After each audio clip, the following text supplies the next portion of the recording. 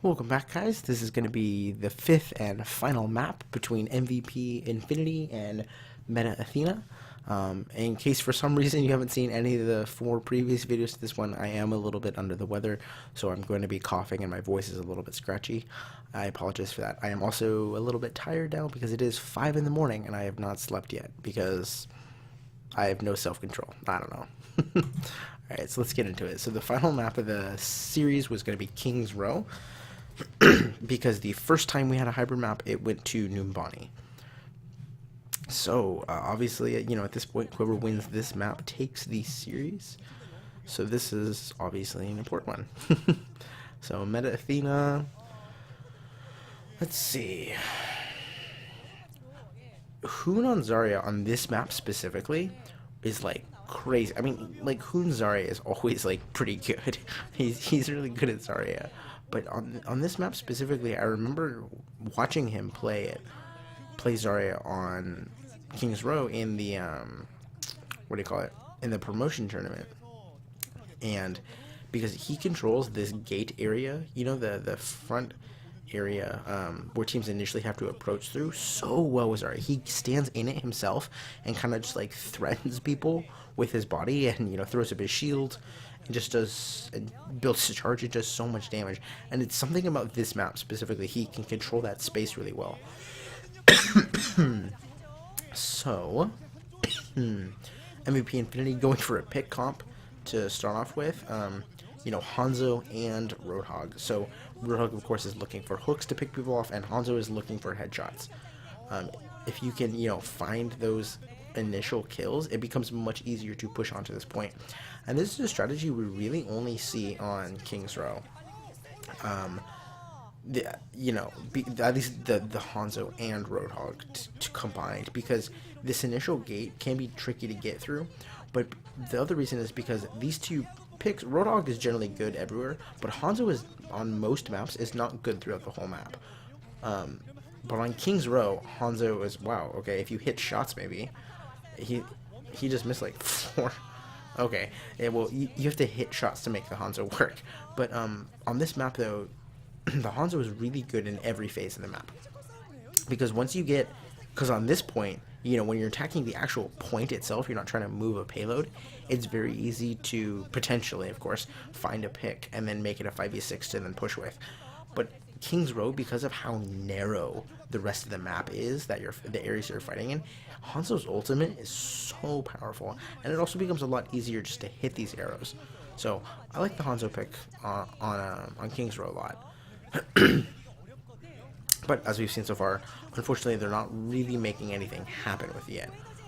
Hoon gets a classic early Hoon nano boost, 100% charge, and a Graviton Surge. This Zarya is going to be doing damage, and Libero follows it up very well with a self-destruct. So, where's the Zarya charge? So he's ahead a full, 20% charge. 25% charge over Why Not. So a full quarter ultimate ahead. That's pretty crazy. But like I said, Hoon controls that space really well, went to Graviton Surge, able to hold up another push. MVP Infinity is about to have their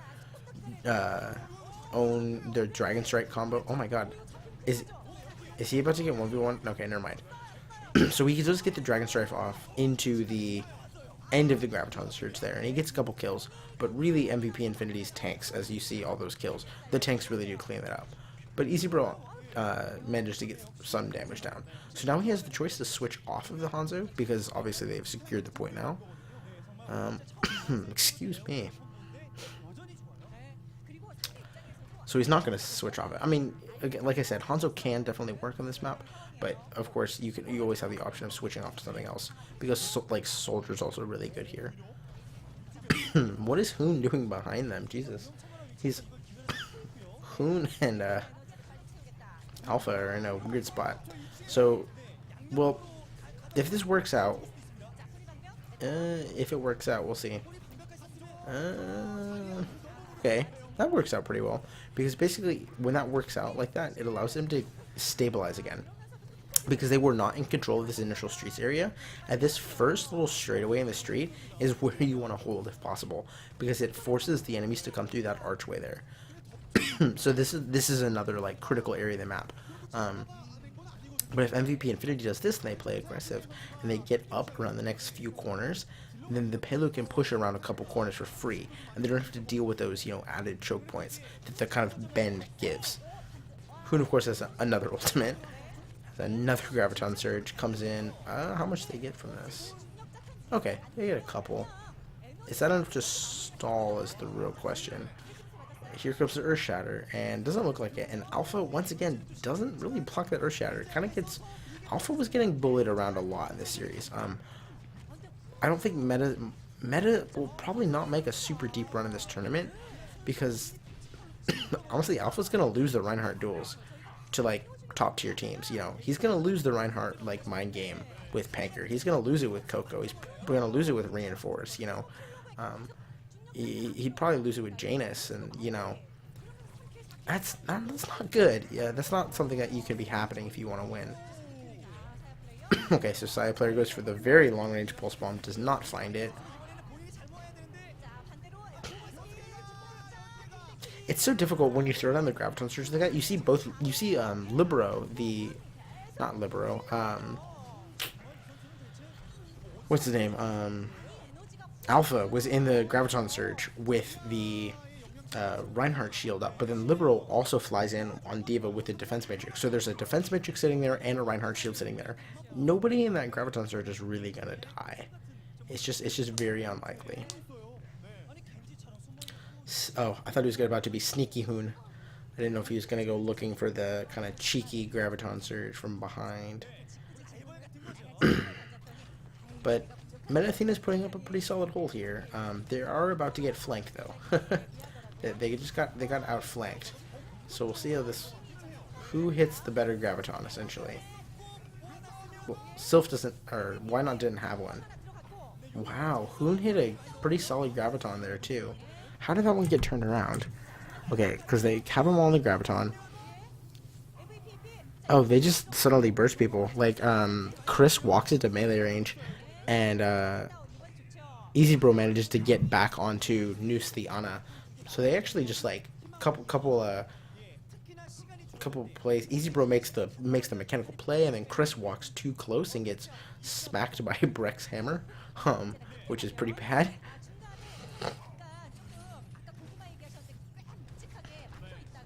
Actually, now that I think about it though, Alpha losing these Reinhardt mind games isn't that surprising. In my Players to Watch series, I did talk about Breck, and I specifically did mention how well he does in these matchups. In the Reinhardt v Reinhardt, because he does well. He's excelled against many players besides Alpha, so it's perhaps not as surprising. But again, the point still stands. If they want to make a deep run, they're going to need a better Reinhardt, or Alpha's going to have to improve. Ooh. Okay, so they get back on, and MVP Infinity is attempting to stall now to try and keep it alive. So how did they... I was busy talking about Reinhardt players. So how does Meta clear this point off? They have both explosion ults. Okay, so Sayo player... Oh, okay. Sylph gets picked off by the pulse bomb. There's this self-destruct. Does it get anybody? And the self-destruct catches EasyBro. Come on. You should not, as Genji especially, with how mobile you are, you should never be getting caught by self-destruct unless you are in a Graviton Surge, or you were Earth Shattered, or you were Sleep Darted, you know, in some way CC'd. But Genji should be able to work around that.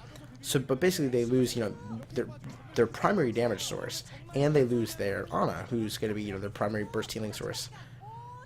And without those two, like, really critical components of your team fight, it's not going to happen. I remember this pause, by the way, from last night. Basically, because as you saw, the pause is like in overtime, as overtime ticks out. So they just ended after that, but they were resolving some issue.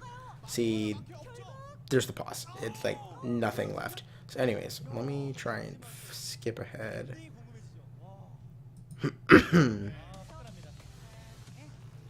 Maybe. Okay, cool. Yeah, so we see Payload did get stopped there. So now, of course, it is Meta's turn to attack, and they actually don't have realistically that far to go. Basically, just 2 points on King's Row, and that's pretty doable.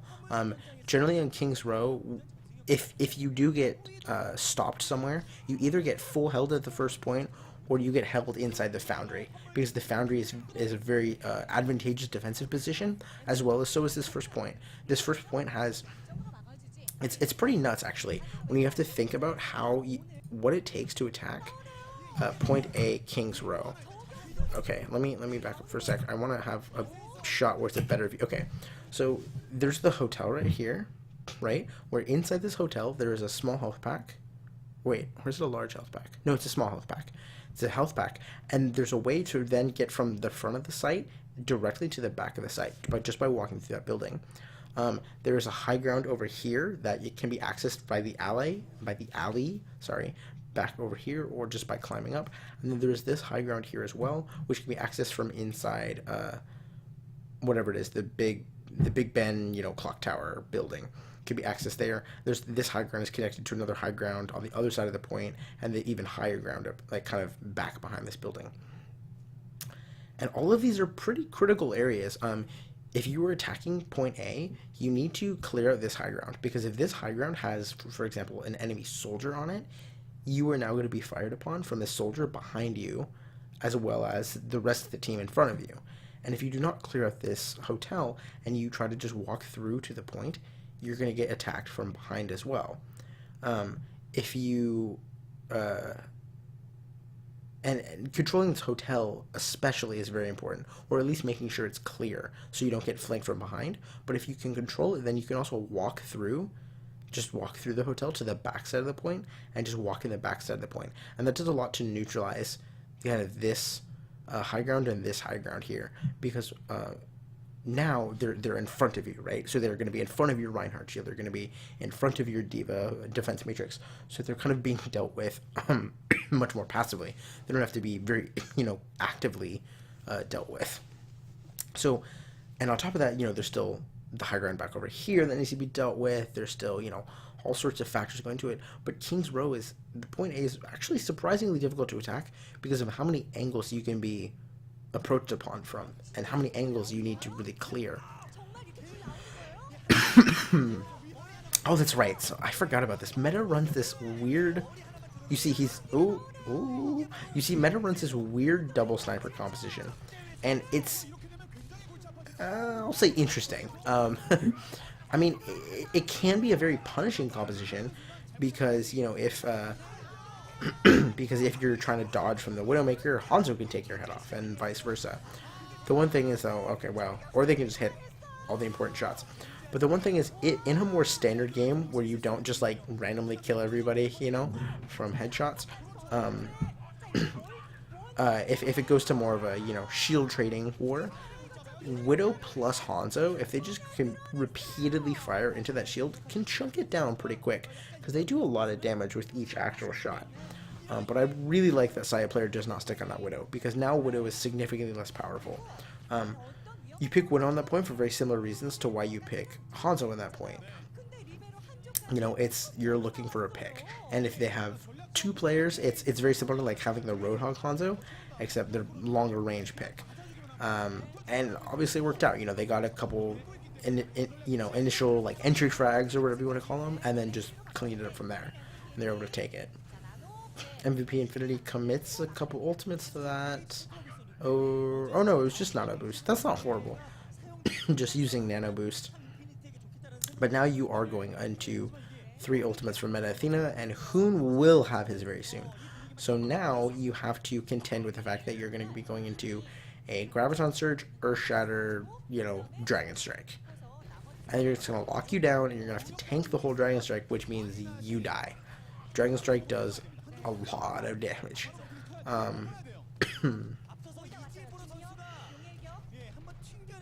How does One Fact again get behind them? That's so crazy. Just hits the attack visor. Sound barrier goes down, which is important. But it's so funny that both Sylph and One Fact. Oh, wow. What? Holy crap. He freaking turns around and hits the soldier too? Okay, wait. So Hoon, like I said, builds his ultimate really quickly. So he gets down a Graviton Surge, like right there. There's a Graviton Surge, okay. And Libero just immediately fires Dragon Strike into it, gets the triple, hits... Oh my god. Did you see? Okay, I don't really slow it down that often, but I'm going to slow this one down. So look at this. Hits all of them. So that's a triple. Ryan, Tracer, Lucio. Gone. Dead. D.Va gets popped out of her mech. He flicks over from the mech to the D.Va. Flicks from the D.Va up to the soldier. And hits the headshot on the soldier. What? What? How? He does a full 180. And like precisely hits this soldier in the head. And it's not even like he's putting it on the soldier's head. He has to remember to put it above the soldier's head because it has an arc. It's just so mind-boggling. And again, how do you can't play around that. You can play around the Graviton Surge. Totally 100%. You know that Hoon's going to have Graviton Surge. You know they're going to try and go for a Dragon Strike into it. You try to avoid getting 3 people caught in that. 100%. I think it was 4 even. Because the D.Va was in there to get popped out. But you cannot anticipate that, you know, Libero is just going to turn around and hit the headshot. Oh, this is awesome. I love this. I'm going to pause it for a sec while I talk. That Libero's just going to turn around and hit the headshot on your flanking, you know, tac visor soldier who, given the time, will, you know, kill everybody or shove them off just with his damage. But instead, Libero just says no. So, but we see here what they're doing is Hoon is now in the Foundry. And, you know, he's not alone in the Foundry. There are several players from Meta Athena in the Foundry, despite the fact that the payload's out here. And it's, again, very similar to how in the Streets phase you want to push forward to open up the space for you to push the payload. It's just, it's a very similar concept. They're just trying to make sure that they can push the payload uncontested. So that was awesome from Meta. I mean, a couple really fantastic plays from like Saya Player and Libero on those snipers to open up opportunities for their team. But then the team played aggressive and, you know, created space to work with. They did. You know, they push forward aggressively, which is something that we don't always see teams do. Or if we do see them do it, it's not super aggressively and they don't get enough value out of whatever they put into winning that fight.